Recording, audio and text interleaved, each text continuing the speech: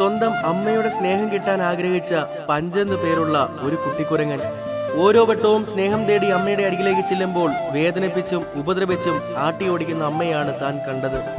ആ കുട്ടിക്കുരങ്ങൻ ആഗ്രഹിച്ചത് അമ്മയുടെ സ്നേഹവും തലോടലും മാത്രമായിരുന്നു. പക്ഷേ അവഹേളിക്കപ്പെട്ട അവന്റെ ആ സ്നേഹത്തിന് മുൻപിൽ അവന് കിട്ടിയതോ ഒരു പാവക്കുട്ടിയെ ആയിരുന്നു. അവൻ അമ്മയോട് കൂടിയിരിക്കണമെന്ന് ആഗ്രഹിച്ച സമയങ്ങളെല്ലാം അവൻ ആ പാവയെ ചേർത്തു പിടിച്ചു. അവന്റെ പരിഭവങ്ങളും വിഷമങ്ങളും എല്ലാം ആ പാവയുമായി പങ്കിട്ടു.